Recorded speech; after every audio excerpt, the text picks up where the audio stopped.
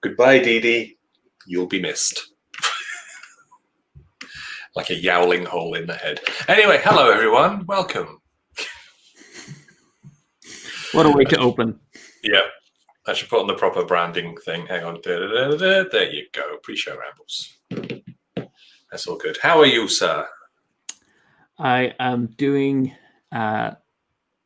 okay, which is like up there on the scale of It's doing like well. That's better the new than now. Yeah. It's the new good.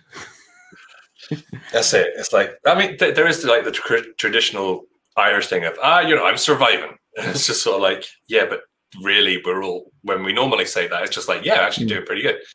Now it's literally just like, yes, every day is a battle. I am just trying to survive.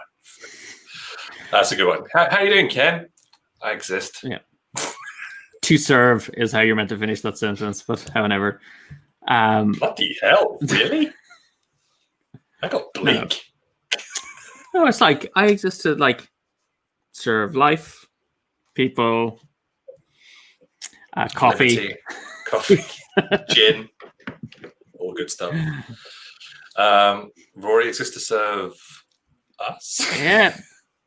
Between the hours of 7 and 8:30, yes, I am all yours. Outside of that time, you can all sort yourselves out, as I would say to my children. There you go. Dealt with it. Also, good morning. Good morning. Good Lord. Good evening. Really? Good night. Good evening to Yoss. Hello.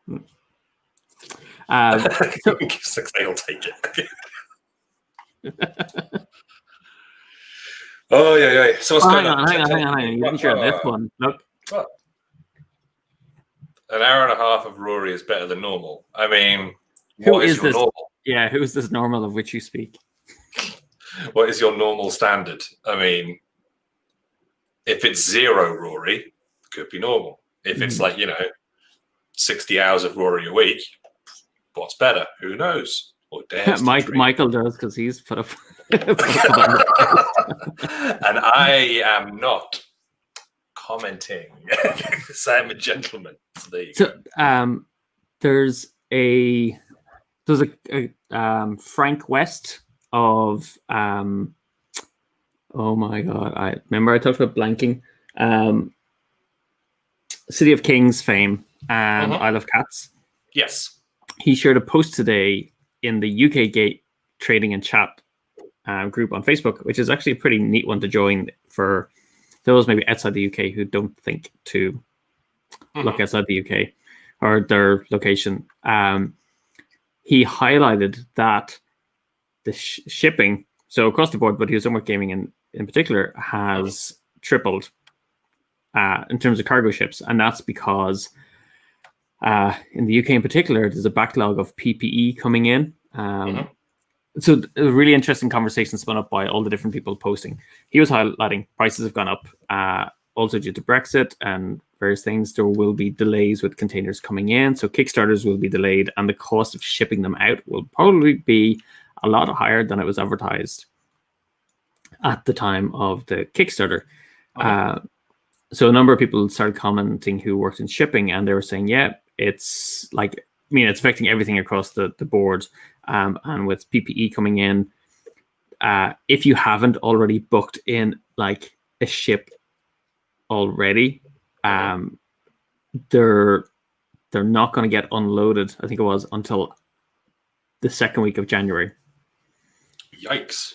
If something is coming in. And so that's where we're going to really start to see things hitting, where prices are going to start going up. And it's not necessarily China. They said it's the other countries that are on lockdown. They're not returning the ships, the containers. So there's a shortage of containers in China, and stuff is building up there. It can't get out because it doesn't have the containers. And then, as we've seen with our kind of, getting Prism Arena from the US up to the UK, because there's fewer commercial flights, companies like FedEx aren't able to offer kind of discounted air freight pricing as well. So that's shot up. So the cost of buying games in 2021 is going to be going up. a lot. Well, along with your general food and medical supplies and everything else. Everything you need for life, but the most important bit is games are going to get expensive. I mean, yeah, I shipped a small box of stuff, like it was about the size of a Ford box. Mm-hmm. I shipped a bunch of stuff to Erin over in the States, which was just sort of like a couple of little bits, a couple of little things that were sent here, and then like some bars of chocolate, and that was it. And the guy behind the counter was incredibly apologetic because the prices for shipping had just increased. And like this box weighed under a kilo and it cost £22 to send it. So it's going to be horrifying next year because those prices are only going up. And we're going to have a lot of people still saying, oh, but this game is only worth such and such money. And it's just like, well, do you know what? It's going to have to be worth a damn sight more than what you think it is now. That was the kind of point I was making, is saying, publishers in general, I think, are making tight margins on games as it is. I think they're undervalued in terms of what they ought to be. And I kind of made the comment about, oh, well, this might see a readjustment. Like by the pricing forcing things up, it might shorten, well, by pushing the shipping, pushing the pricing up, if things return to normal. And my point was like, well, do we want it to return to what it was before, which was a kind of a more consumerist kind of way of being? If the prices actually remained higher, it would actually allow a bit more room for kind of publishers and retailers to operate in. I do. I know that is not what Yoss meant, but it does sound really freaking mercenary. Like, oh, I don't hope you lost money on my shit. I hope you lost everything on it. Everything. So that's superb. Hang on, let's get for the non-ramble topic. If you'd like a third, I'd love to chat about Game Plan. Is that the same thing of what we're talking about? Yeah, enhancing our games. So I thought it'd be kind of nice actually to get Frank and some people on to chat about stuff like shipping and implications for publishers going into 2021, which will probably be us all crying, but it's actually If you want a stream that's going to be full of emotion and heartfelt weeping and strings being tugged, get a bunch of publishers together talking about shipping costs, and it'll just be like depression session. The way I've talked about MVC before in the past, nonviolent communication, you'll see it in action.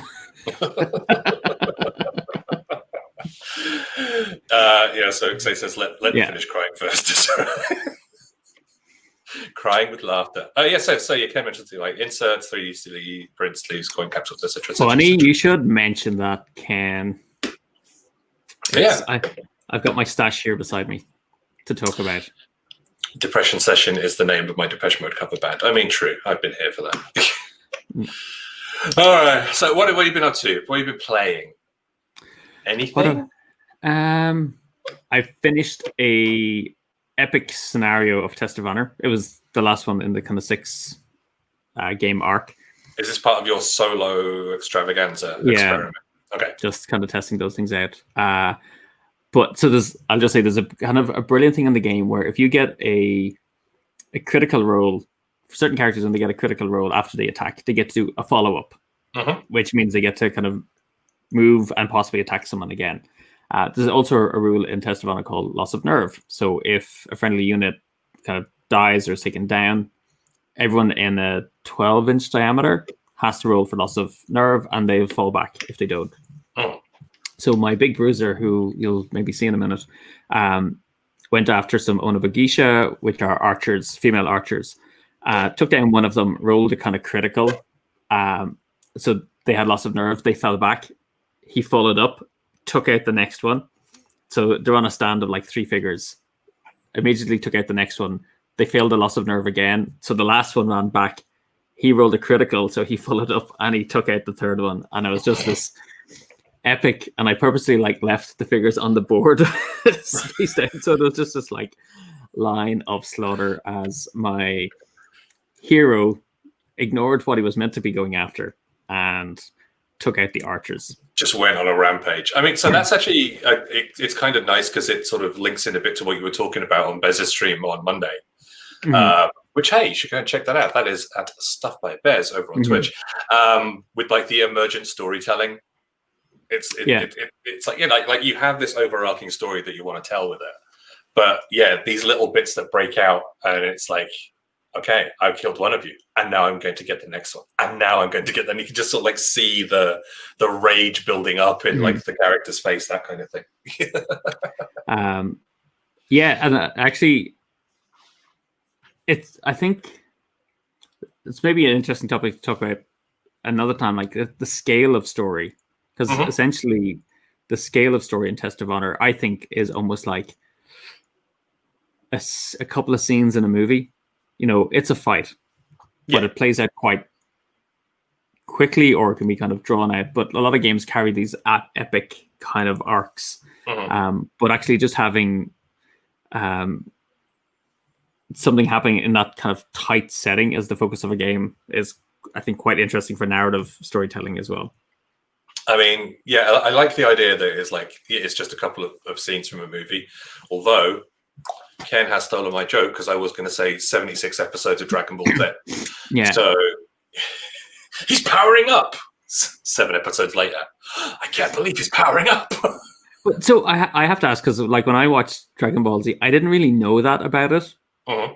So I didn't go into it knowing the joke that the episodes drag on. I just watched it and was just going, when is this going to happen? When's the fight going to happen? And you go, oh, end of the season. Okay. Yeah, I have no idea why it's so painfully long across the way. I mean, my only thing I could think of is that they were doing the manga at the same time, and the mangaka, the story creators, were like, well, we don't know where this is going. You know, they didn't do a Game of Thrones, so they could go, all right, just finish it how you want to. It's fine, without like the author's blessing. See, I think animation takes a long time. And so they were able to have more regular episodes by just repeating a lot of stuff in it. True. Talking over it. Very true. I mean, like anime production is a weird universe. God, what's the name of that thing? So there's an anime called, I think it's called Shirobako, which is about the anime production process, because, you know, there's anime about everything. So why not make an anime about making anime? And they will genuinely turn episodes around in the space of 6 days. From, hey, we just got the script, now we've got to go and write it. But then they'll clean it up afterwards. So something like Yuri on Ice from a couple of years ago, that got a lot of criticism for certain bits of it where like ice skating sequences were not animated super well and the keyframes looked rough and shoddy. But they went in for the DVD release afterwards and cleaned them up and added the extra frames in, that kind of thing. So they can do it really, really quickly. But yeah, I think it's Is that where Silicon Valley got its like idea of minimal viable product? It's just like, just ship it out the door. Oh, like Cyberpunk 2077. Yeah, that'll do. Ooh, cutting. So there you go. Evening, Mike. Welcome. Watching on YouTube's. Yes. Because we can tell that sort of thing. He'll actually recognize some of the stuff that I'll be showing tonight. Anything else you've been managing to play at all that has got you? I think I forgot to mention in previous episodes, I've been playing Chronicles of Crime with my daughter. Yeah, you've not mentioned that at all. No, so we've actually played a couple of scenarios in it. Okay. And it's really fun. It's kind of really fun the way it works, and we're terrible at it.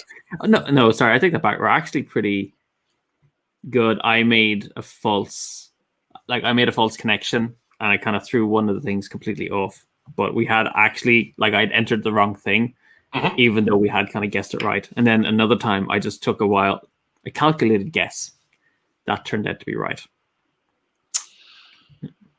Aren't you in Chronicles of Crime meant to be the police? We are. Well, we're detectives. Okay. Yeah, and one of the things is you have to. No, it does specifically say that you don't need hard evidence. You need to say, who you think it is and what evidence you have to back it up. And I did. What? I don't think you could have got it in the time that they'd given you anyway. So I am judging that game so harshly. So like, just guess who it is. It's fine. no, it's like you have to. It's like a lead. Who do you think is worth kind of investigating further? I'm down with that. Have you got the 3D glasses bit?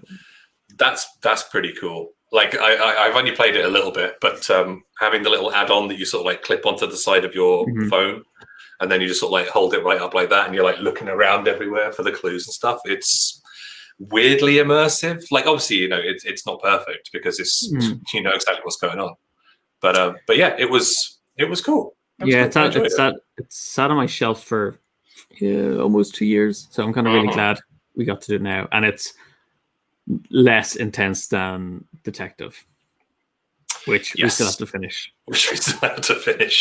COVID has kind of locked that one away. It's all about. So other people we got in. Rob is with us. Hi, Rob. Welcome. Ken is complaining that board games don't need to be realistic. We shall not mention llama farmers on the moon. That is something else on a different channel. So deal with it. But it is very good. Well, it's weird, but it's good. I'm trying to think what I've been playing. The answer, to be honest, is not a huge amount. Everything I've played is digital. So, yeah. I learned Steam at the weekend. So the Martin Wallace game. Okay. Not like the platform. I thought, you finally figured out how to play games. Got the new computer ready to go. It's all very exciting. I'll be very proud. But yeah, it's cool. So I was expecting it to be this sort of relatively chunky, almost 18xx thing of like investing in shares and blah and things and stuff. And it wasn't that at all. It's like this really nicely streamlined pick up and deliver game. You got to build like little railway networks. But the fun bit of it I found was to maximize the points that you score. And so a cool thing is when you score points, you can either put them into your income track and make more money that way every round, or you can actually put it into your victory points. So you have to make the decisions about what to do at the right time. So really clever. But when you're actually delivering the products, delivering the cubes around the board, around the networks, you get much more by being spectacularly inefficient. So rather than, say, for example, I was delivering something from point A to point B, that would give me 1 point because it's one connection. However, if I deliver it along my network that's A to D to F to X, Q, and then up to B, sweet, that's 6 points, and that's an awful lot better. So it's like, you would hate it because it does hand wavy so much. Okay. But as a game, I really, really enjoyed it. Like I was a couple of rounds into it before it properly clicked, and I had chat helping me as well, which was super good.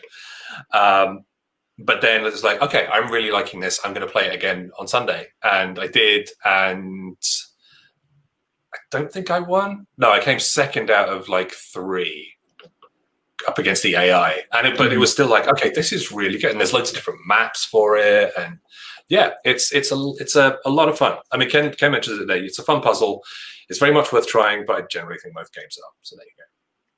Yeah, I have God Tier. So I was kindly given a copy by Toby from Steamforged when we were leaving Gamma. He couldn't fit it into his luggage, and I haven't had a chance to play it, but a user on PGG posted a set of solitaire rules for it, so I said I'd give it a try. So that's partly why I was trying to finish off Test of Honor, and maybe tonight I will lay it out and give it a go. Because I played it on Tabletopia, Mhm. but I've only ever got in a few rounds of it with the people I've been playing with. So it would be kind of nice to play through a full game and see how the arc of it plays out. I have no idea what it's about. But there's like 10.5 million games that are about God tier, God break, Sky tier, Sky break, Sky tier. I've no idea. I mean, we mentioned this a couple of weeks ago. It's like, well, because Edison wasn't on, we don't know a lot of the stuff that's coming out. It's just like, yeah, it's even worse because like I'm not really following what's happening on Kickstarter at all. So it's like, not well, actually, I was Skyfall. I was going to say the actual roundup, the year roundups have been really helpful. I've been watching a few of them, partly because Marina made Family Gamers top 5 the year, but I was also watching Actual Lul's list, which is a really neat list of games. And a game I've seen come up a couple of times, which looks like a great gift to give other people, is it's Megacity Oceania. that too. Oh my god, I've forgotten the name. I think it's Crime something, and it's by Spielweise. And it's like it's just basically an A1 picture. Oh, this is the one that they sent out like loads of postcards about in the lead up to Virtual Essen. And micro crime or mini micro or something like that? I think it's microcrime or something like Let's that. have a look. It just looks a really interesting. It's that kind of game activity that you can kind of give to people, and it's not threatening because you start playing it as soon as you open the box, which is it's all just like black and white, rather simple illustration, isn't it? But you're trying to work out what crimes were happening, where, and blah blah blah. Oh, right. So yes, A1 is I'm going to say like roughly that size by that size. Micro Macro Crime City. That's the one. From Spielweise and Pegasus Spieler. Nice. Find the small traces to solve the big cases. Cool. Ken says 75 by 110 centimeters. So yeah, big. It's pretty, Ken, did you impressive. remember that, or did you Google it? Because either way, it's impressive. Like for you to have Googled it. It's like whenever I'm typing replies to people, I've noticed this a couple of times. Someone else will jump in and say the same thing as me, but faster because I edit what I'm writing. Like, I'm going, oh, that doesn't sound right. I'll change it, and then someone has said what I was going to say beforehand. Ken says found on BGG and pulled it up for that. So there you go. Yeah, it looks really cool. Like, I remember when nobody knew what it was about because, like, all of the sort of like reviewers in like the big reviewers in North America and Europe got like an individual postcard, and so they were all trying to like put it together and work out on this nice little virtual thing. So yeah, live like Alex, no filter, 100%, 200 miles an hour in the wrong lane all the time, every day. Yeah, you can never do that.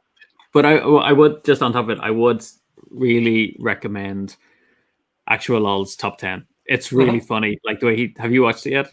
Not yet. No. He's got his characters back, and it's just like a family doing the countdown over Christmas. And Timmy has returned. Yeah, and his mum, and like they're talking about who to give gifts to, and it's so funny. He's so good at what he does. And sorry, this is an epic ramble, but I do have to give it a shout out because I'd never heard of them before. Inside the Box game reviews. Okay. So I mean, they have a pretty high following, but they do these amazing, like, they're not even parody reviews, but they're like a mini episode, which is a review of the game. And I watched the one for Marvel Dice Masters. So, Mike, you might be interested in that. And it is just hilarious. Like, and the production values are really high on it. And it's like, how come I've never, like, they've been going since 2015 and they have, I don't know if they're like around 50,000 followers, but and enough that I kind of should have heard about them. And I think it's maybe because they don't actually like formally review the game and give their opinion. They give their opinion by the story they tell as they cover the game. But yeah, I watched two of them, and I'm like, I tip my hat to the quality of your work. It is very impressive. Also, I have not played Marvel Dice Masters. People be asking about it. You were talking about other Mike. Yes. So Mike, who is on the chat, I think. Yeah, Mr. Best is around. So, all right, with that in mind, let us click different branding. Ooh, there you go. Done. You should like reach over and pull a lever. Boom, boom, done. Actually, hang on. Break it, hack into the source code.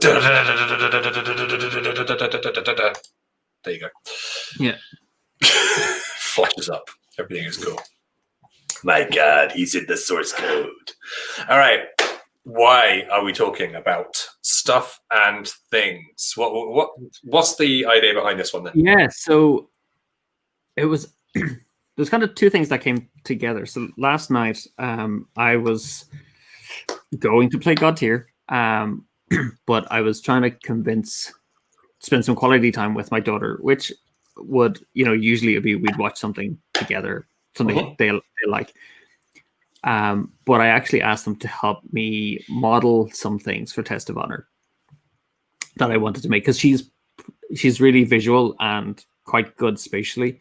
So it was just kind of like, it was really an excuse to just sit down and chat together whilst doing this thing.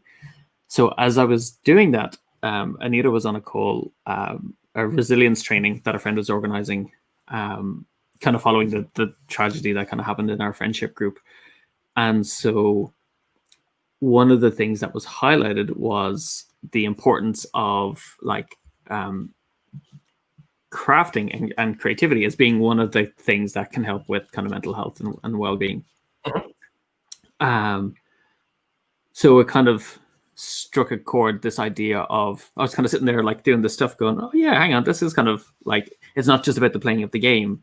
Sometimes the tweaking and enhancing and modifying of the game is a form of self-expression as well, which can have positive benefits beyond what we think the benefits are with playing games. So yeah, it just kind of got me thinking about, I know like Ken does a lot of kind of modding and hacking of games as well. So I just thought it'd be interesting to have a general conversation about sharing things we've done, hear from other people what they've done. And as I was kind of jokingly saying, my daughter still hasn't picked out my Christmas present for me yet. So if someone suggests something helpful, I'll be like, hey, Neve, what about this for Christmas? Taking into account the increased shipping that we discussed earlier. Yeah, something locally sourced would be probably a good call. Or handmade. Yeah. Or handmade. So there you go. That's all good. So, I mean, I think a good thing to do would be to talk about, I think there's a definite line rather, between the official stuff that a lot of companies jump into, whether that is, hey, this is a Kickstarter and you get like a lot of deluxe components, that kind of stuff, as opposed to the standard retail version of the game. But then there's plenty of different ways and opportunities that you can improve and enhance games that you enjoy, just by, from sort of like other sources, I guess. Some that you might not necessarily think of initially, but there's plenty of different places that are out there that you can get weird and wonderful stuff. But I suggest, how about we kick off with some, I guess, official ones that we really like official enhancements that we've perhaps got that we really love. What's on your? I know you got a big stack of stuff there. I got a stack of stuff behind me as well, but yeah, I don't know if I have anything. Do you know what? I kind of got. They're not quite official, but official-ish is fine. So the one thing, and I've left it out of reach, is the first thing is like playmats. Okay. I have a whole slew of them. So hang on, before we jump into it, like one of the things for me about enhancing a game is to either improve the play experience, you know, the aesthetic experience of the game. But I also think, because I'm looking at Anachrony here, is to speed up the setup time for the game to increase the chances of it getting played. So sometimes there's like, I think, functional enhancements, and then there's also aesthetic cosmetic or aesthetic ones. And functional can sometimes be because the actual game just needs it to function as well. Yeah, thematic versus mechanical. Oh, so we have another fan of Anachrony. I'm still yet to play it. That you picked up when we were over in the States at Alliance, I want to say. Yes, I did, because they were offering a big discount. Yeah. And we were like, yeah, we'll go back and we'll play it. And it was like a year and a half later. So a great example is I went to a game cafe in London, the one that's underneath the kind of beside the underground. I know that really doesn't help. I don't think so. It's like Drafts. I think it might have been might be Drafts, but there's two of them, and there's one in kind of central London, and it's in a really dodgy looking area, but it's kind of hipster area. You know, those hipsters, they can come at you. We live on the Ormo Road, Rory. We freaking know all about gentrification. So I had some time to kill before I flew home from a meeting, and so I booked into the game cafe, and I said, okay, I'll play Anachrony solo. I spent about an hour sorting out the game from the previous players to set it up, and I played a round, and then I had to pack the whole thing away again. Oh, rough. And that was, I think I had a 2.5 hour booking. It was just like, oh, that game. You know, I know there's weighty games and they're great, but if someone would just magically set them up, it would be great. Yeah, just use the time machine to move the game. Yes. It sits over there. So, okay, cool. I have lost my train of thought. There you go. Because my problem is I've got lots and lots of small things around me to fiddle with, and normally I just clear this space off so there is nothing for me to be distracted by. However, as this is an episode about small things that you can add into your game to enhance them, they're all freaking here, and I'm going la la la la la la la. Well, because we're on Anachrony, I'm going to do this first because it's we're talking about it. So I'm going to try and change my camera. So if I go share screen, we're getting all fancy with our shared screens. And Rob's going, we've had some of those game nights. You spend 80% of the night sifting the game back out from last time, set the game back up. So there's not enough time to back it up again. So actually, Rob, I think we've had that game night at your house, mate. So I'm gonna just activate my share screen. Is that working? It is. Ooh, look at that! Look at that lovely box, and look how I've got it organized. And it is just full of bags and bags. Like, so that to me is, for a long time, that's how I just organize stuff. It's Ziploc bags. Thank you, IKEA, for selling them.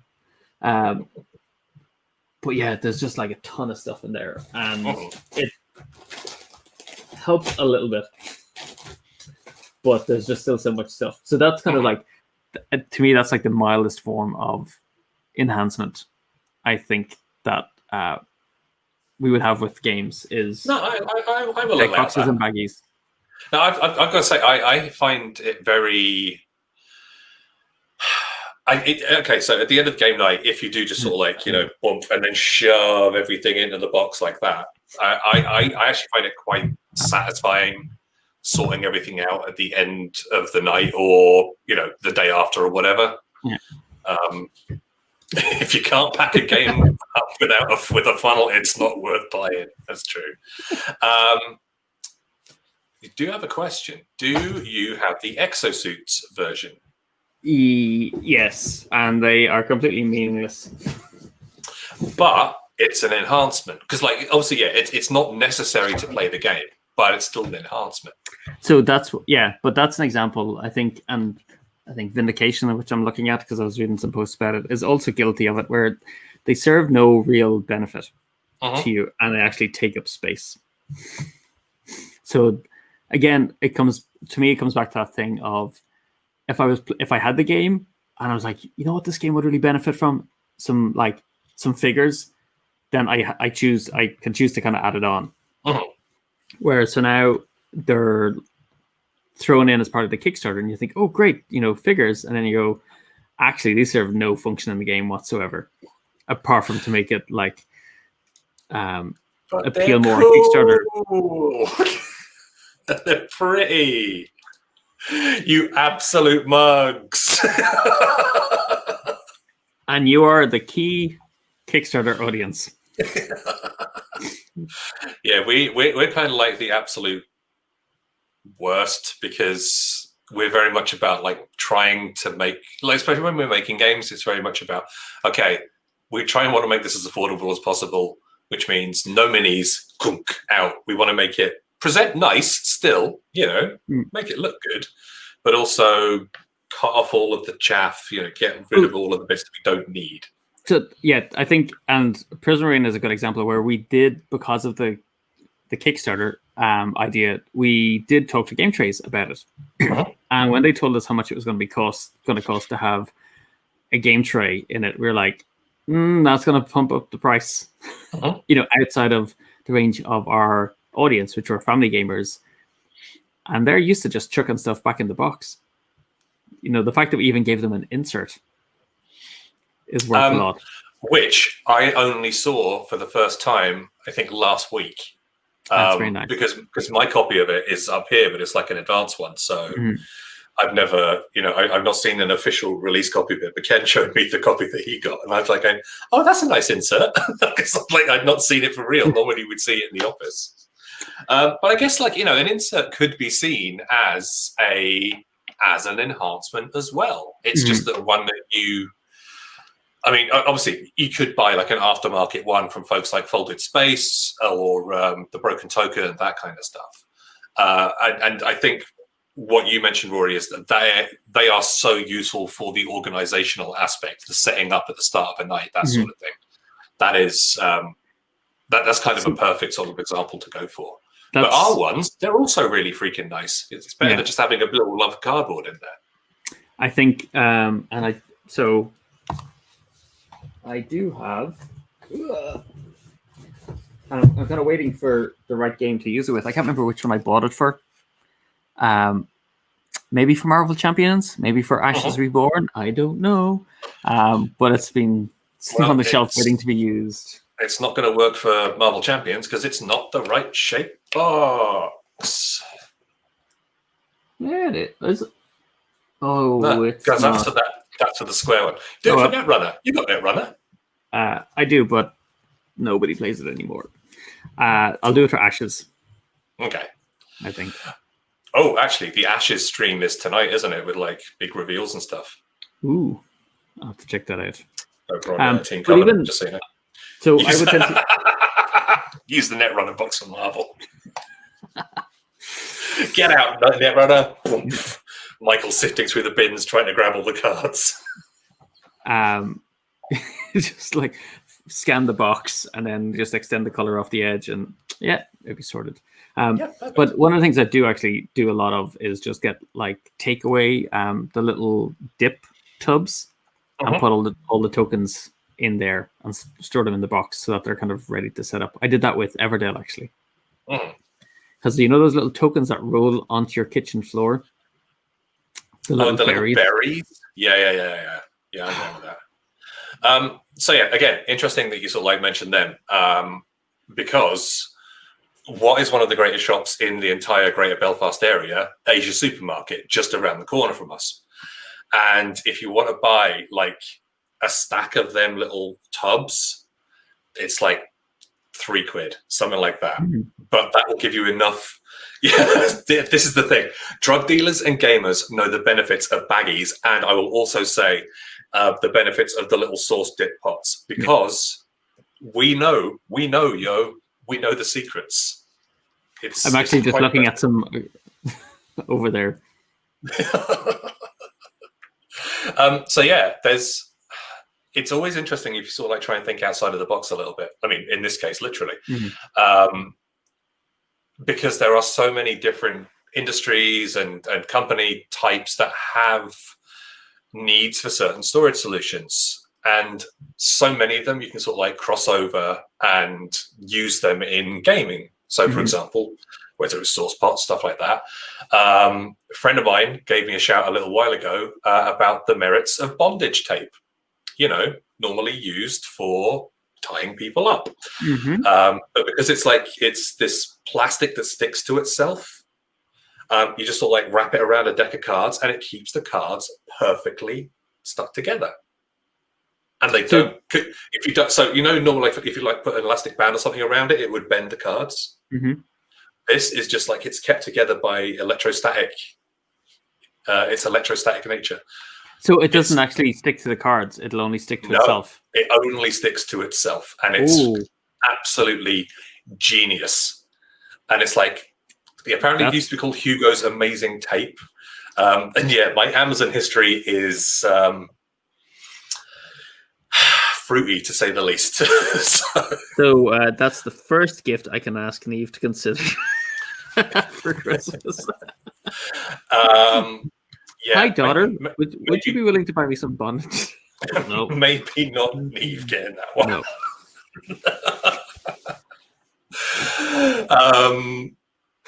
No. What makes a great dice tower? A giant bomb. No, an actual tower. And my family does have a castle. We have a small castle on the lakes of Loch Corrib, so it does have a tower. So we'll just go throw some dice down the stairs and see what happens. There's some enhancement of game for you. That would make it very, very cool. Especially when you have to drive like the 3 hours to get there. 3 hours for each row. 3 hours is nothing. Okay, so what else? What have you like? How have you enhanced your games? Okay, so I'll do some unofficial ones first. So Lords of Vegas, one of my favorite games of all time. Absolutely adore it. Love the moments that it gives you, those stand-up moments where you've got fistfuls of dice, you just try and desperately take over a casino, and it's absolutely fantastic. The money in it is crap. It's crappy little paper money. It's awful. But a couple of weeks ago, I was scouring the charity shops or thrift stores, if you're an American, and found these, which are actual Welcome to Las Vegas clay 11.5 gram poker chips in 1s, 5s, 25s, 50s, and 100s. And that cost me £2. Their first usage in gaming I saw with HeroClix as a way of tracking activations. And I never spent the money on getting the tokens, but it was like a really interesting way of visually being able to see what characters had activated. But yeah, these are absolutely lovely. They've got beautiful weight to them. You can use them with countless different games, but obviously, Lords of Vegas is the one that is my go-to selection because it's like you get the added thematic thing of like, hey, yeah, I'm going to buy your, I'm going to buy that card over there. I'm going to take that. Yeah, you just fling it down on the thing. It's all good. There's a very sort of satisfying nature of having just some heavy poker chips, and these are absolutely lovely.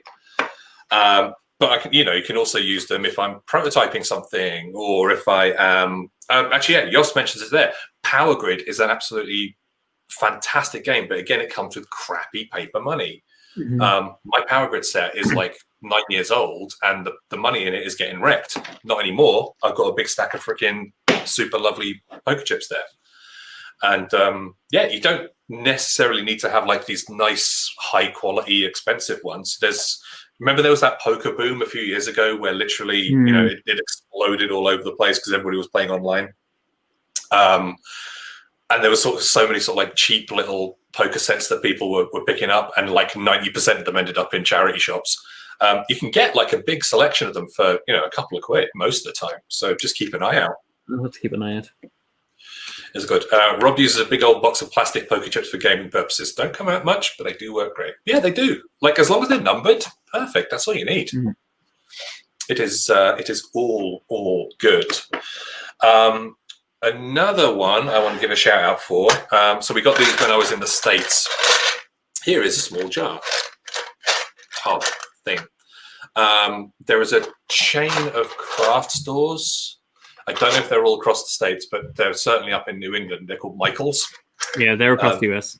They're even in Ireland. There's one down in Dublin, yeah. Oh, nice.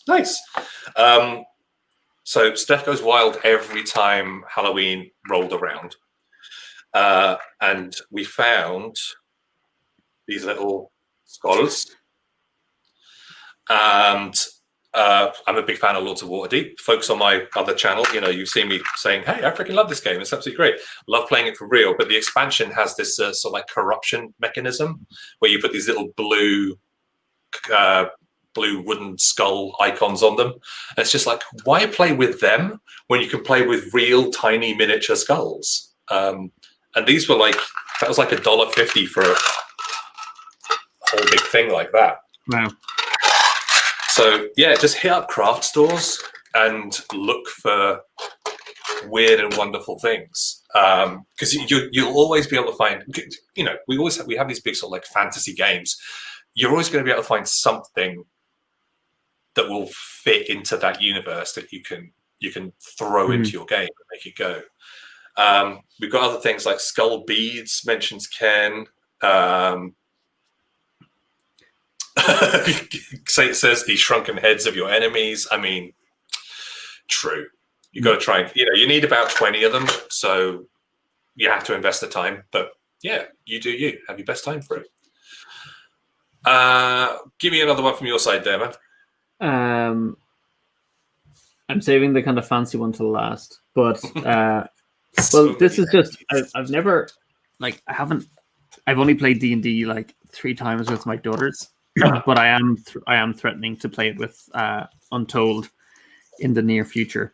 But while I was at that ACD open house, I picked up the Monster cards. All of them, like the monster cards, the spell cards, to have handy, and I've used them once, but they're going to get more use as well. So they're like an official reference, but the graphic design on them is woeful. Oh my god! Yeah, I have the Bard spell set because I was again threatening to actually play it at some point, and across the board, they're not they're functional. They've got the information they need, but they're not. I think great. That's the best way to describe them. Look, my God, it was like someone had it as a school project.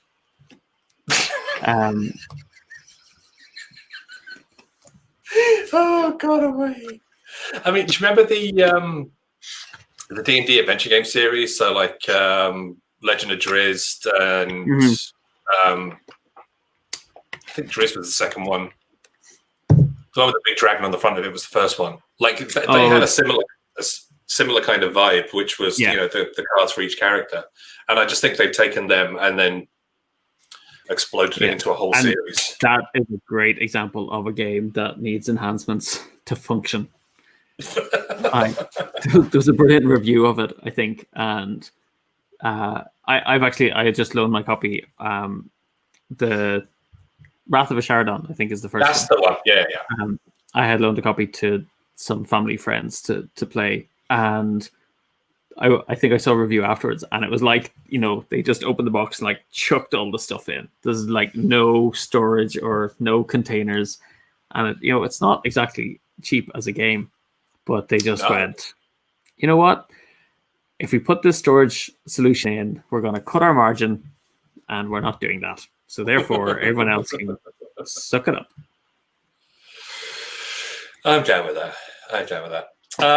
What else have we got? I think I'm sort of going to grab bits and bobs that I've got all around me. Oh, okay.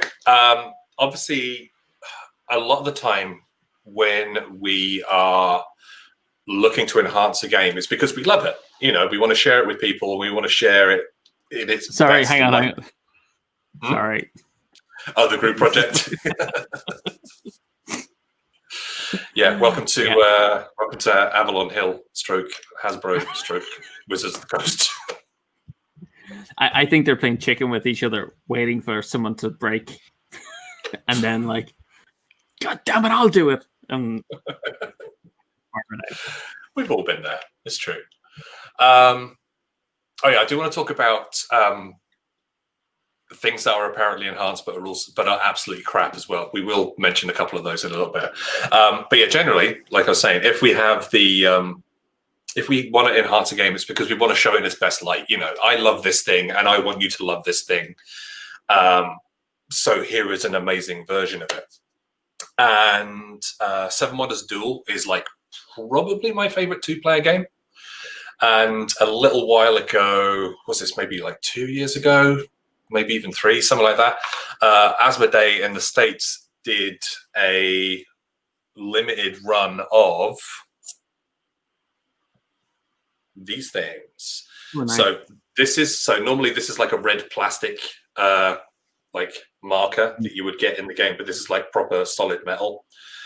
And the bag is full of everybody's favorite enhanced component, metal coins. But they're in exactly the same design as you get in the standard Seven Wonders. I know you're looking at it and it's like, oh, metal coins, don't like it. But I really love these. These coins are so nice. I wish I could have like a set, like another 2 or 3 of them, so I could have them for my my proper Seven Wonders set. But I just really love the back and forth of them. Yeah, go on. I have concerns with 2 things, and I am guilty of it. Coins in terms of metal and extraction of ore to be used for our entertainment. It does bother me a little bit. For like, I'm not going to buy that stuff. And they actually came with Myth, and I took them out. I went back to using the regular cardboard coins. They were actually easier to work with than the metal. And card sleeves are the other thing. So I don't know if you've seen like Angelus Morningstar. He basically sleeved all of his games and swore he would never sleeve again because of the impact on them. I'm down with that, because I think a game, if it's going to get played, I want to see that it's been played. I want to feel that it's been played. I mean, Ken mentioned sleeving serves a purpose sometimes, but for me, like the game is a tool. It's a thing to be used, and if I manage to play something enough that I absolutely destroy it, I think that probably says that I should go and buy another copy of it to celebrate it that much. Example with the prototype of Prison Arena. So we'd sleeve the cards. We were like sleeving paper over like a Pokemon card. We were it was actually when we had just gotten it digitally printed, the prototype, and it looked stunning, and we'd sleeved it to protect it. And we were I was testing the game with some people, and this kind of woman came up to join us, and she was slightly inebriated and knocked over her red wine. And so it actually got into the sleeves. We could have rescued the game quicker, like, because I was in like a shot and grabbed everything up. But actually, because it was sleeved, it had like soaked into so much stuff before I could get to it.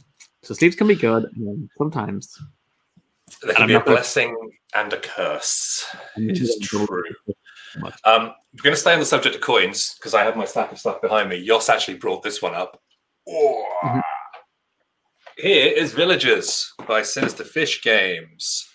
Got this. Where did I get this? Got this at UK Games Expo. The last time there was a UK Games Expo, and I picked up the game. Really, I loved it. Blah blah blah, and went back to just say, this game is absolutely fantastic. Thank you very much indeed for making it. And they said, would you like to have the fancy coins? Now, these aren't fancy metal coins. These are fancy wooden coins. And these are equally absolutely lovely. Completely unnecessary. The game comes with like all of the coins as like punch card. But this... I mean, okay, this means a lot to me because they were super kind and we had a lovely conversation about it afterwards and like talking, getting to know the folks at Sinister Fish Games about it. But I think it's weird because it doesn't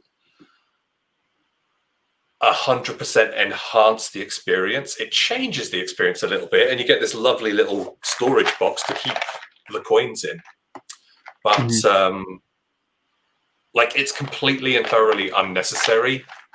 But it's still really lovely to have. And I think is that basically what we're all going to boil this down to? It's are enhancements generally unnecessary? I don't know. We'll do that at the end, but I think I would agree to state that I think I'd prefer wooden coins than metal, just for impact and also storage and weight. Like now, the days of me lugging games around has kind of like is in the past a little bit, but every additional ounce that you're adding on was like. I mean, very, very true. Coins made of stone, that's the next level. Was it the Yap Islands? The ones who had the giant coins that are made of stone, that are like, some of them are up to 6 to 8 feet across, that kind of things. You know about that? Or am I just making that up? Do they not spend much money?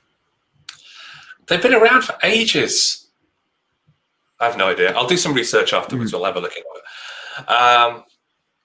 So you can chill your sight at the end. Coins carved from the bones of your enemies. I mean, why not? So I can do this with the camera, but I can just hold this up here. So you recognize that?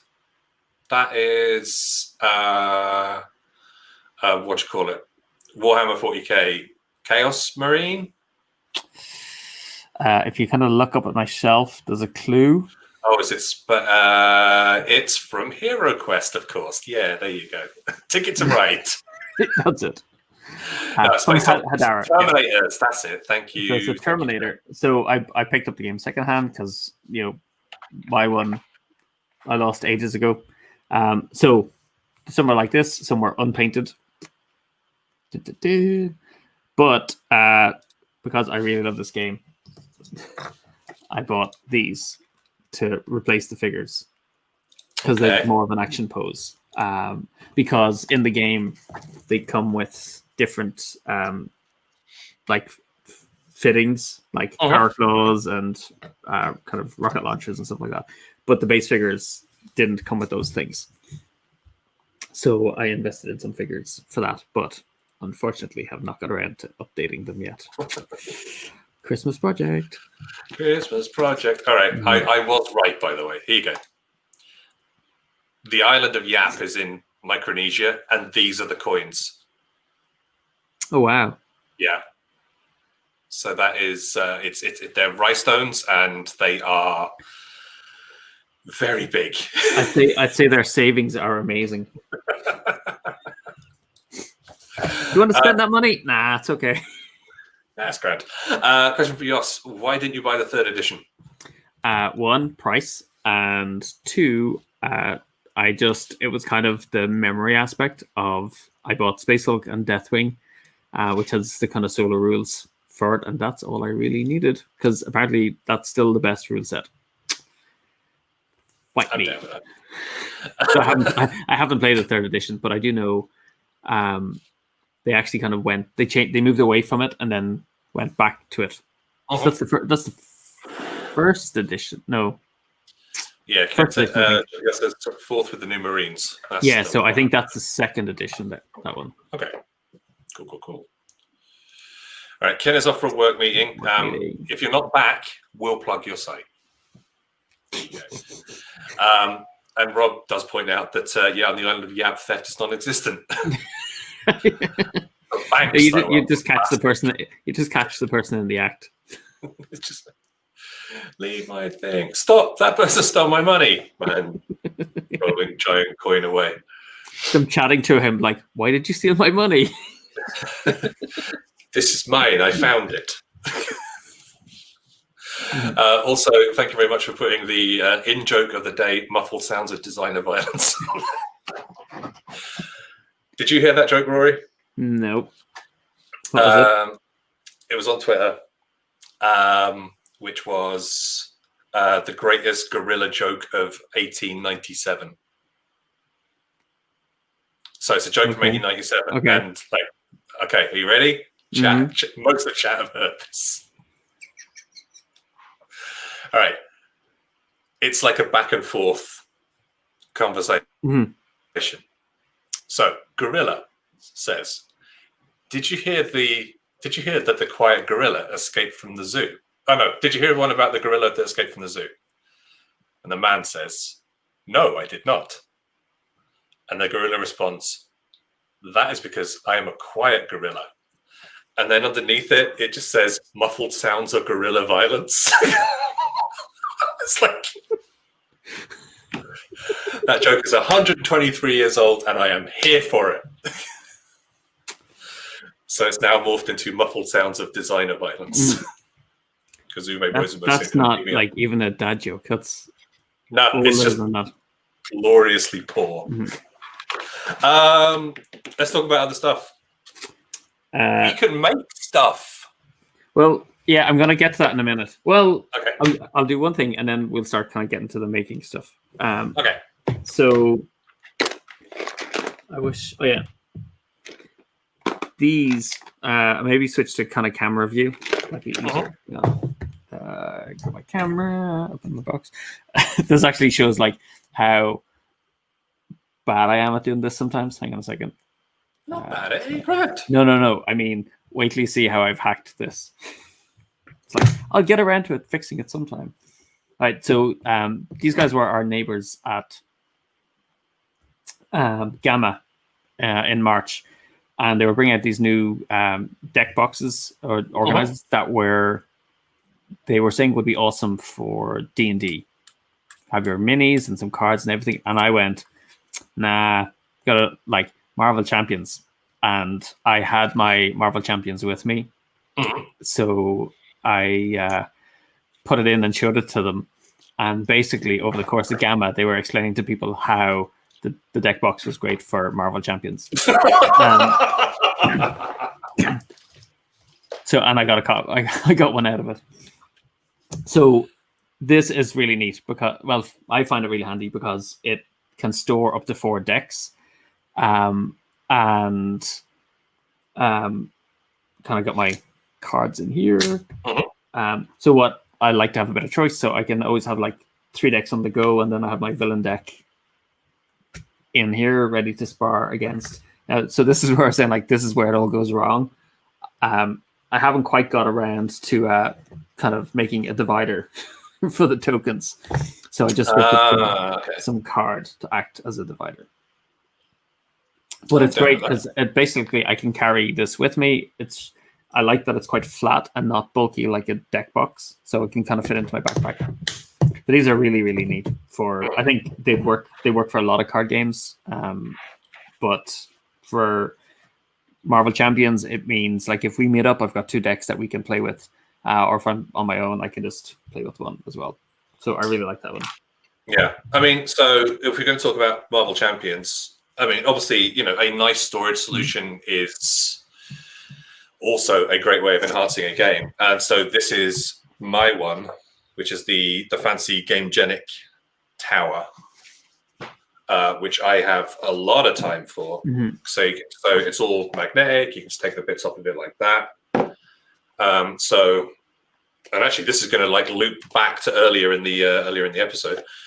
So I could just have a bunch of decks in there like that. And look, what are they wrapped in, Rory? Yes, they're wrapped in bondage tape. So yeah. So you will see how it just electrostatically sticks. See, that would be. I have a couple of games where there's like duplicates of cards or backup of cards, and that would be really handy. I do want to say, it's really cool.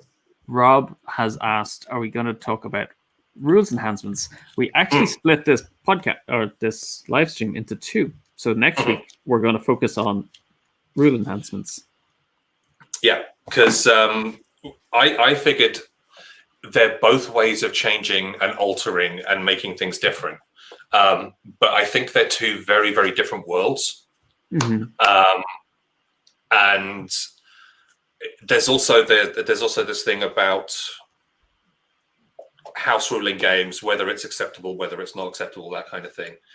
So I think it's going to make for some really, really interesting discussion. So yeah.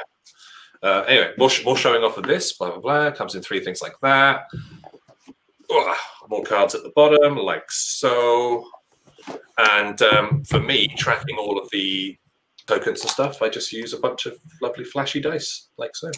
Nice. Which is all Yes, good. actually, what are they? The counter dice, the ones that are Spin down dice. Yes. Yeah. Those are super, super good. So yeah. Yoss has offered to print you some boxes for your tokens, by the way. I will gladly accept. See, this is what it's about. This is why we make this high quality content, so we can get free stuff. See, I have a habit of like spotting a storage container and going, "Oh, this I did it with like Monster Apocalypse. I did it with Myth." Or I buy a box that I think will fit because I don't have the measurements to hand, and then I get home and I find out that like something is just off by half an inch, or I have to turn it sideways to fit it in. So I've all these like half-used storage boxes, or I've got like this big DIY. I think there's one game in particular. I don't know if it's Myth. I have like this really like heavy DIY, like almost like a nail box for tokens. Oh, it sort of like flips out like that, sort of. Yeah, but it's like super grippy and enhanced. It's really rugged, which it doesn't need to be because it's just like sitting in a game box, taking up extra space because I didn't think it through properly. So Ken, despite being at work, says you're on in the background, but it's still storage boxes. What are your thoughts on the Quiver products? We're getting to that. Shh. That was my last reveal. Oh well, okay. Yeah. We should all actually, everybody, if we all shout together, we'll get Ken into trouble. Yeah. So what about? So I was going to suggest you can make your own stuff a lot of the time. Sometimes if you're lucky enough to have access to the right equipment, that kind of thing, you can make your own things. And of course, at the office, we have the freaking lovely extravaganza that is the Glowforge.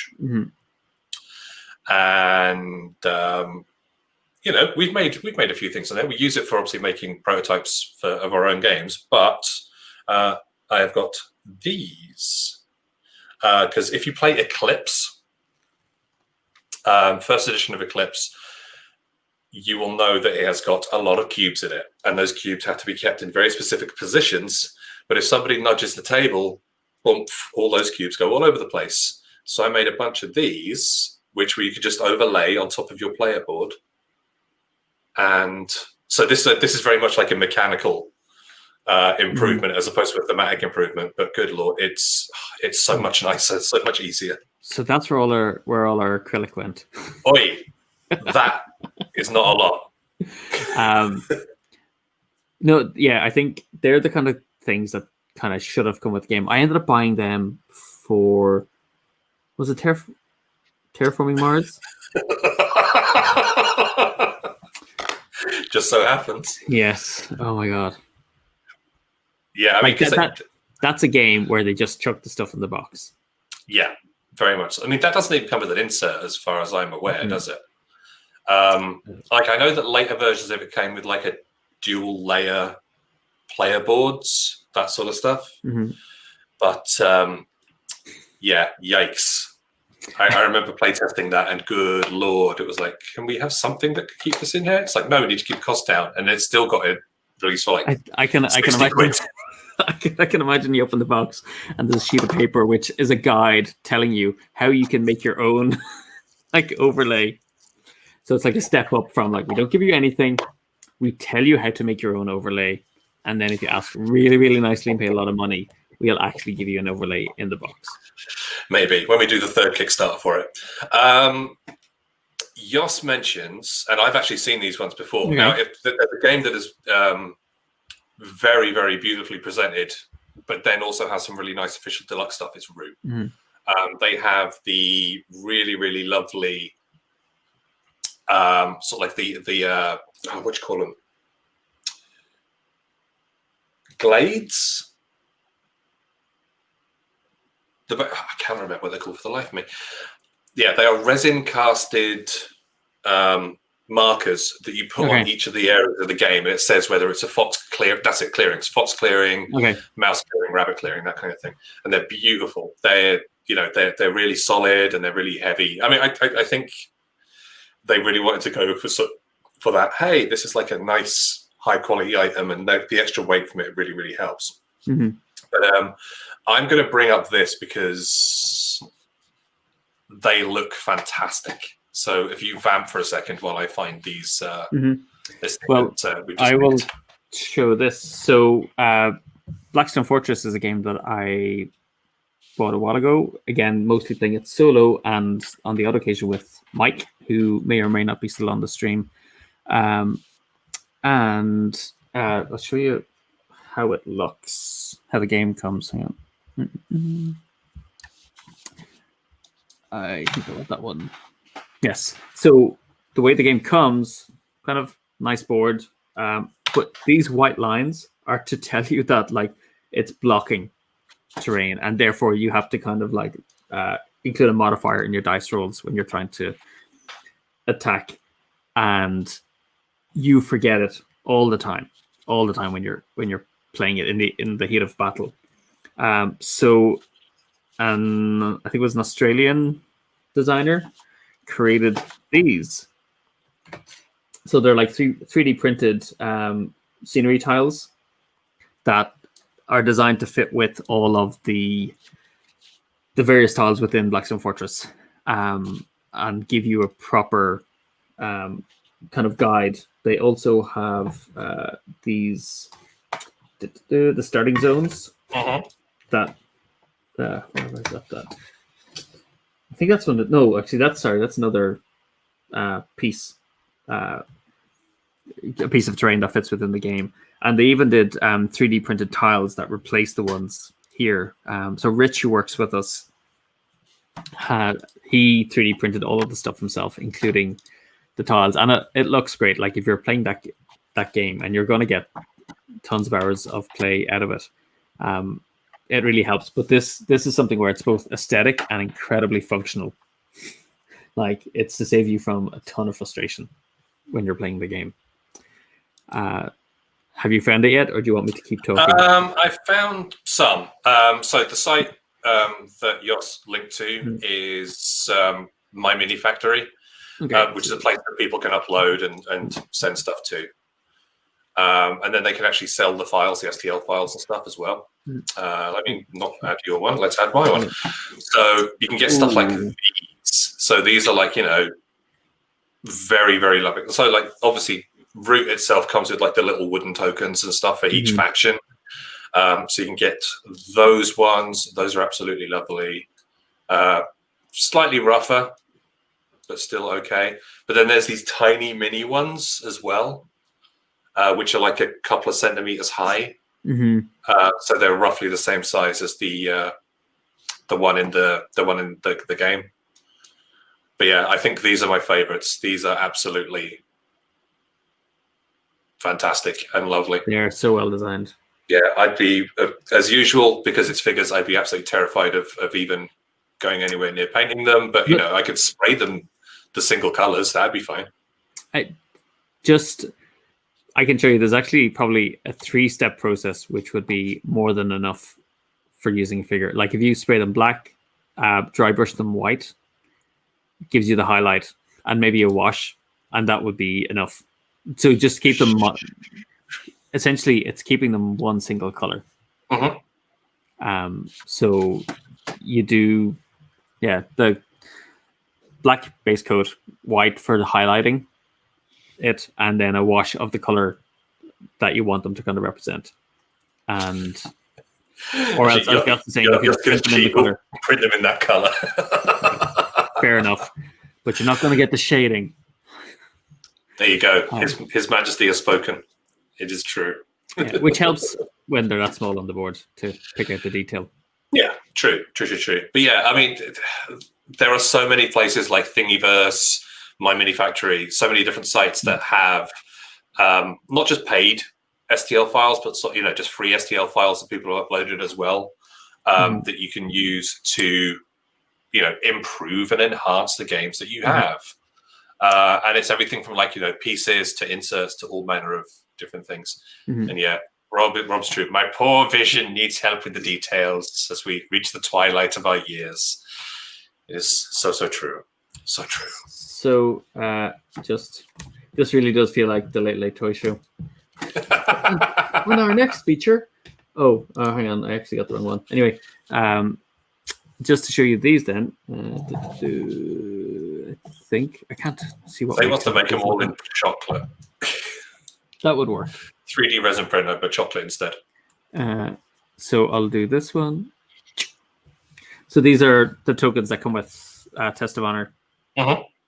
And you're drawing them from a bag, kind of randomly. So using our Glowforge as well, I basically kind of scanned these and recreated them just for a bit more feel, and I'll probably go over them with a Posca pen or something to highlight the different colors on them. But these are, because Test of Honor is set in kind of feudal Japan, having them out of wood seems fitting for that. Can you not? Okay, so this is the thing where you can gamify it though. Can you not feel the different things? So I intentionally pick from the edges. Oh, okay. So that's how I do them. Yes, you could if you wanted to cheat. If you're a big cheating. But hey, I'm playing against myself, so. I mean, true. Part of no point doing that. There's the part of me that cheats all the time, and I have to just stop it.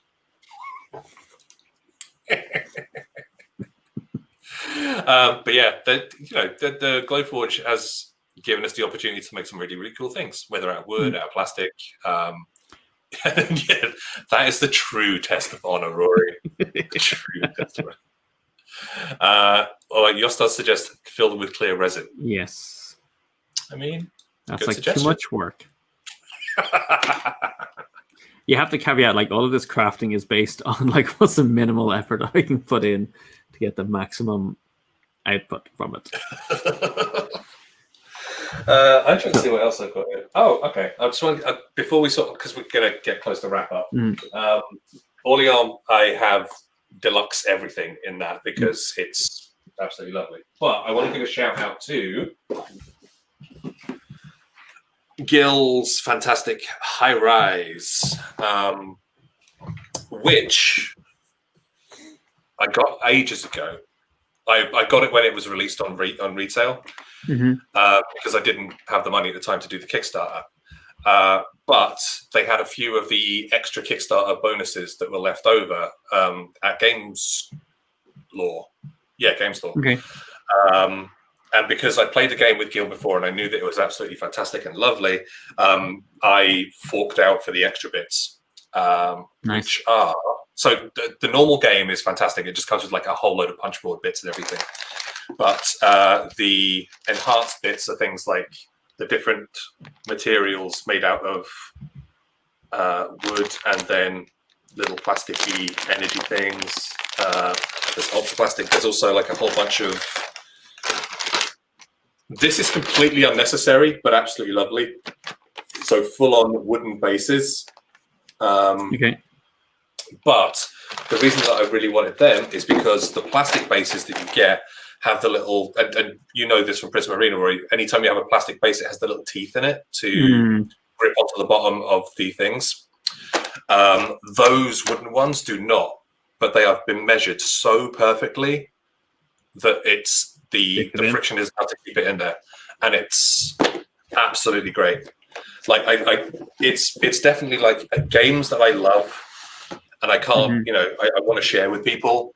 I definitely want to show them off in the best style that's available. But yeah, it's super, super good. So it kind of, I will go to the.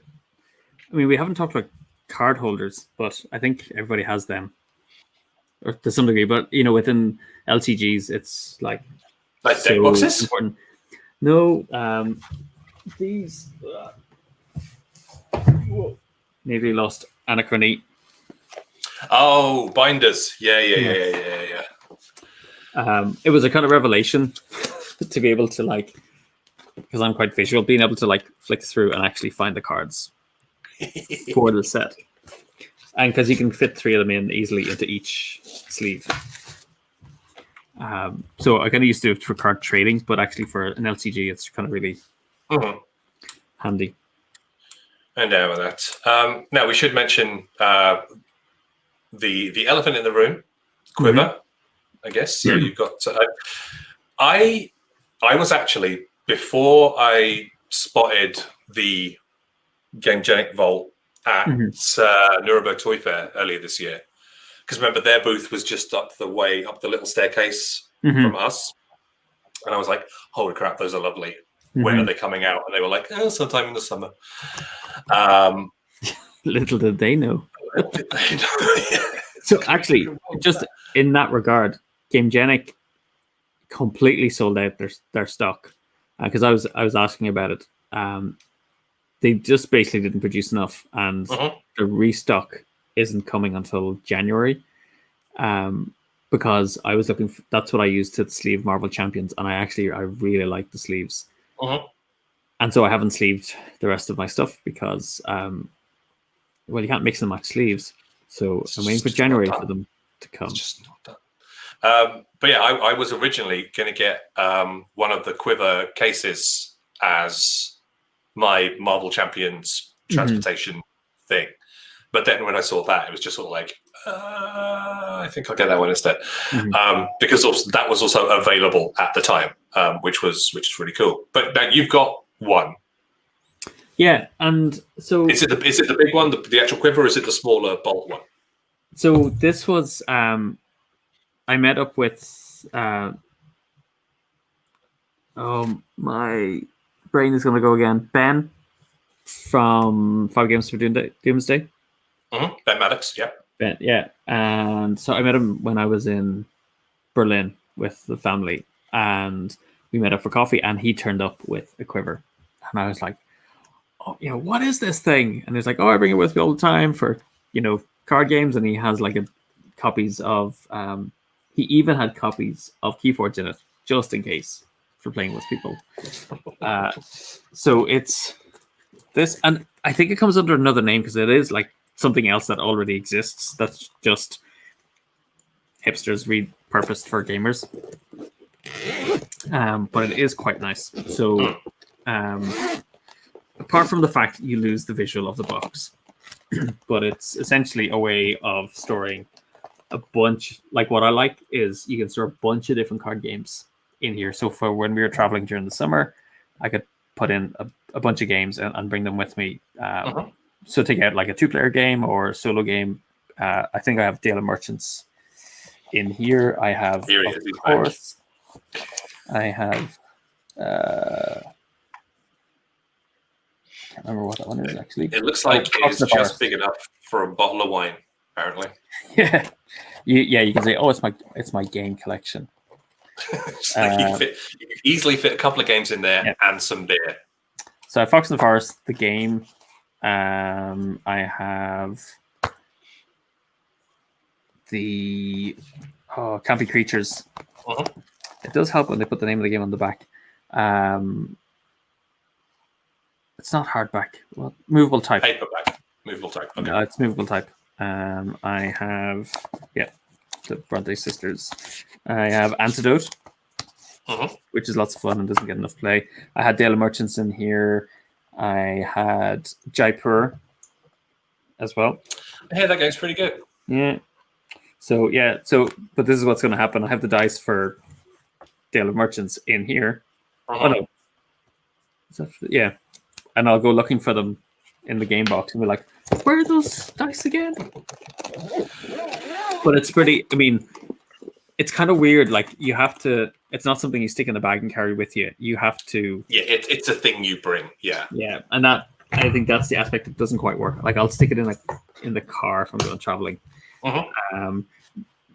I was actually considering over for Christmas transferring Marvel Champions into it when I go visiting. Alex did mention, do you still have the boxes? I mean, if you're anything like me, there's no way you're going to be throwing away the boxes. Like, unless the box is designed in such a way to not contain the game after you've opened the box, it doesn't deserve it. It doesn't deserve to survive. But yeah, no, the boxes are sitting over there. Cool. Ken is a fan of the quiver for traveling for holidays. It means I can compartmentalize lots of bits. I mean, I've got to say, I think the quiver is a little bit too big. And yeah, Sage also says traveling. What's that? So whenever I go anywhere, I always have a bag. And it's generally on my backpack that has, lots of room for lots of stuff in it. So I wouldn't really want to carry a quiver around as well. But I like their smaller ones, the Bolt, which I think is about half size. And to be honest, that would probably carry more than enough stuff for traveling around for games for me. Especially, everything I want in Marvel Champions is in here. And all that would easily fit inside a Bolt. So that's all cool. It's a really interesting thing in that it doesn't actually travel a lot with me, because if I was going to see someone to introduce games, I kind of want them to see the box cover because it conveys so much about a game before you start kind of playing it, and you lose all that. So like I've noticed when I take out a game like Songbirds and I'm starting to explain how the game works, I don't have that like really nice artwork on the box to kind of like do the pitch and explain the game. So I kind of feel like it's for people who know who they're playing with. And I can imagine them like Ben hopping on a bike in Berlin and cycling somewhere and bringing a bunch of games with them, like on the quiver that they wouldn't have been able to fit in their bag. It's for Ben in Berlin. I'm down with that. Alex says, do they do one for Gloomhaven? Yeah. It's called a catapult. 8 wheels, and you sort of like put it on a skateboard and shove it down a hill. It's fine. It's all right. So I do want. It's called the U-Haul. I do want to show the kind of thing that started off the conversation. Do you have anything else that you want to show? No, everything I have now put away at a distance, so no longer fiddling. This is kind of like 2 different cameras, I think. So,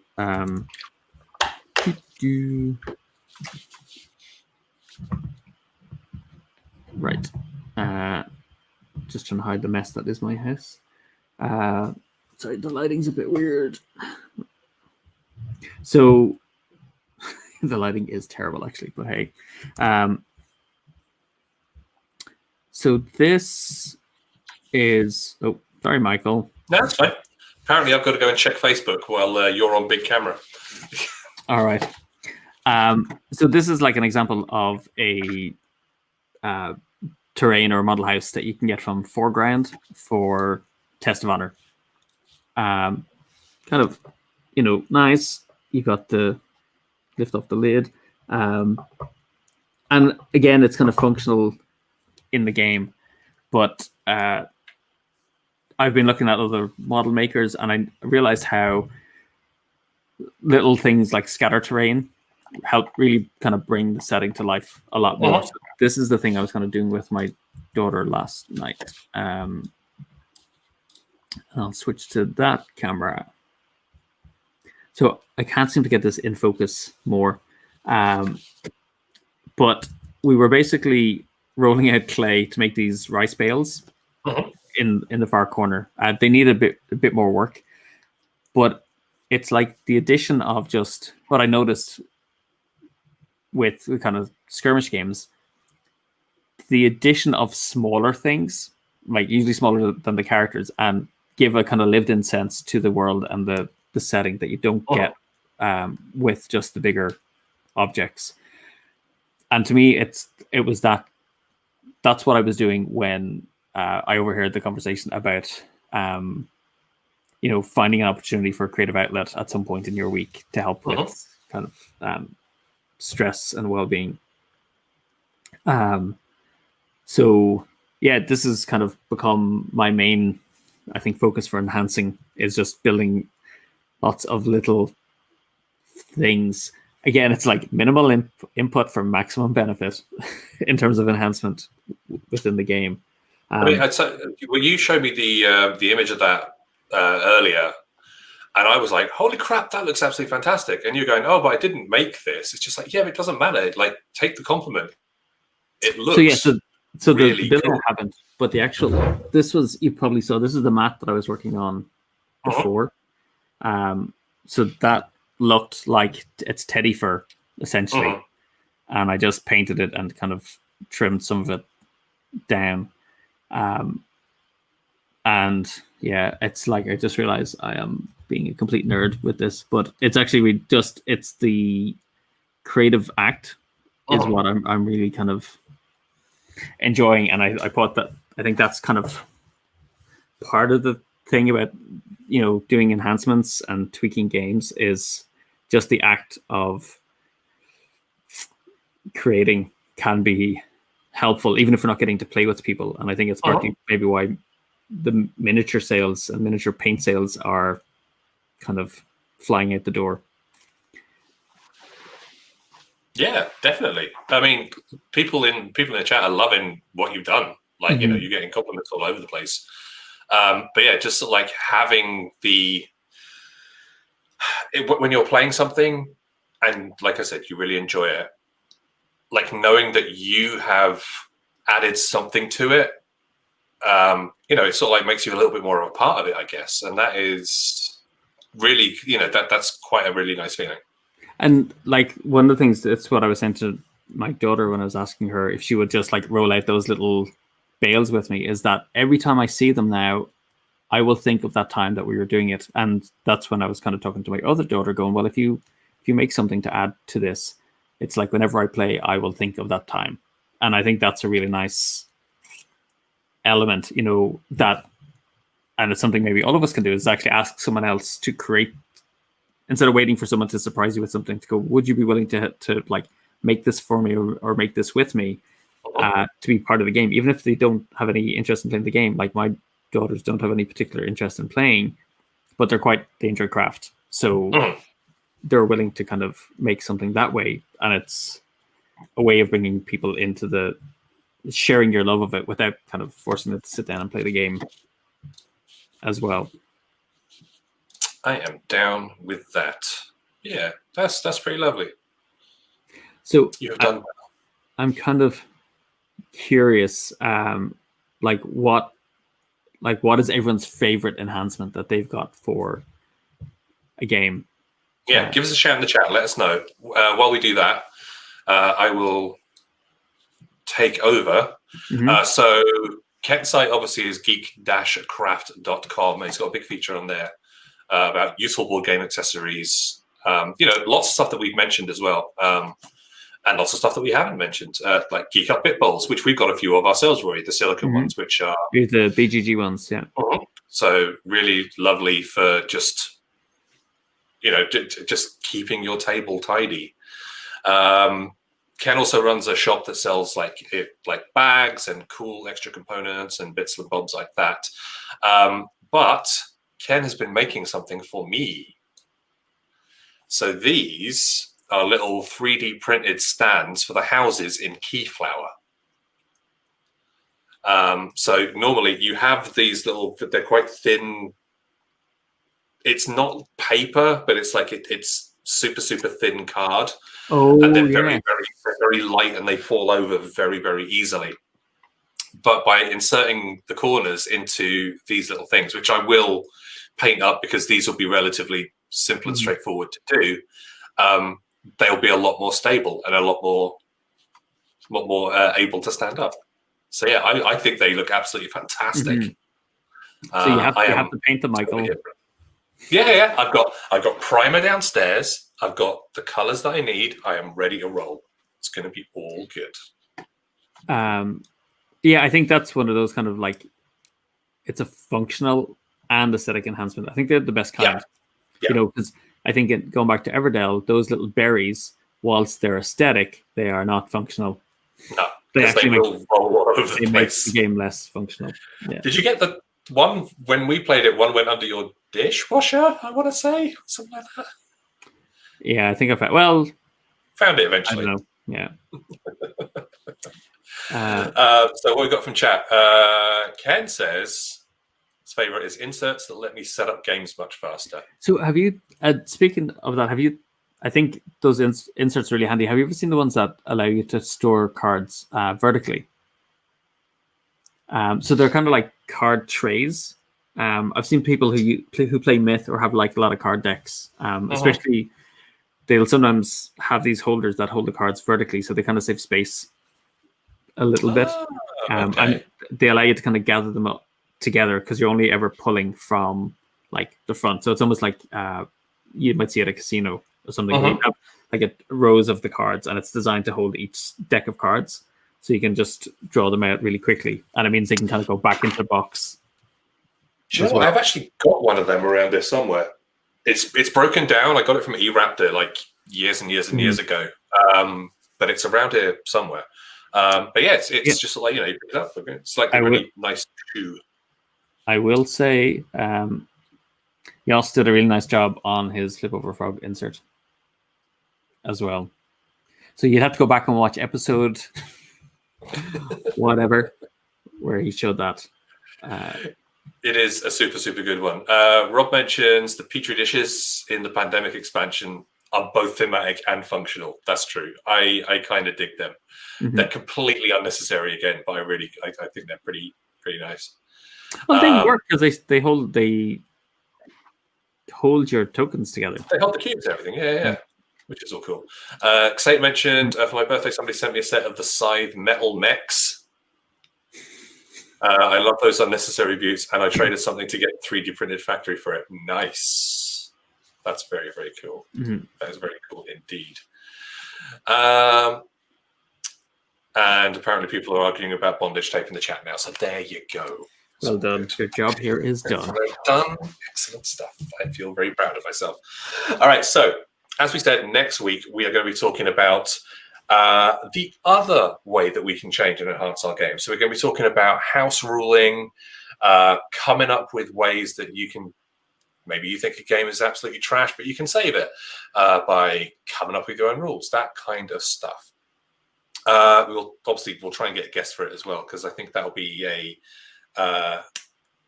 bit of a deeper conversation, I guess, because there are certain we will bring up like the when people come at you and say, "Oh, I think you should design the game this way," and then I'm like, "I think you should walk away very quickly, sir."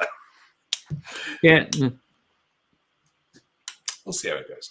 But we will anyway. We will have a nice discussion about that next week, and it will be good times. It is the plan anyway.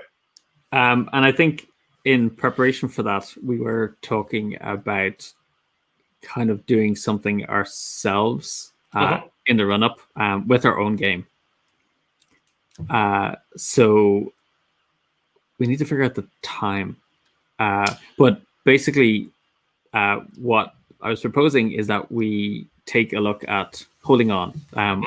We designed it a certain way with a certain intent as we were creating it. I think we both agree we would modify it for holding on 2. But I think it would be interesting to see how easily we could house rule something with the existing content or minimal changes to it. I think would be an interesting starting point to explore. So we're proposing we do this as a live stream where we're kind of chatting with each other. I'll maybe do it from the studio, so I've got some extra kind of components around as well. I like this. Holding on 2 is getting yet another mention. We notice, Rory. We notice. If you know anything about me, I dig myself a hole to force myself to do stuff. So that's me kind of doing it. Holding on to the feeling. Hold on to the feeling. So, yeah, and so it's probably part of that conversation because I was chatting about it with Bez. Ken, if you knew how many times I've heard that from a certain person. Yeah. All sequels should officially be called should officially be called Electric Boogaloo. Shrek 2, Electric Boogaloo. So Star Trek 2, Electric Boogaloo. Let it be known every time we ever utter the thought of there being an expansion for something, Michael will say, sorry. City 2, Electric Boogaloo. And then everybody else goes. Yeah. Well, we should probably do that at some point in the week, shouldn't we? Like, maybe sort of like, I don't know what you're like early next week. Maybe like Tuesday evening, because then it'll still be fresh in our minds, everything, and we can then go into it on the Wednesday into further discussion. Telling on for Tokyo Drift. Yeah, that's it. Wasn't Tokyo Drift the 5th in the series? Sorry, then we can't call it that. Yeah, can't call it that. Okay. Holding on for dear life. It'd be holding on to Tokyo Drifter. The sad life of a down and out who's just traveling from town to town. Japanese salary man. Yeah. Apparently it's the 3rd Fast and the Furious movie. There you go. Yeah. Oh yeah, there you go. A New Hope. Holding on for A New Hope. Yes. All right. This is getting silly now, so we're going to stop. But yeah, we'll be back next Wednesday. So yeah, be good. But before that, we'll do our session. Yes. That's the plan. That is certainly a plan. So yeah, keep an eye out on the various social medias, whether that's Facebook or Twitter or, hey, even Twitch and YouTube itself.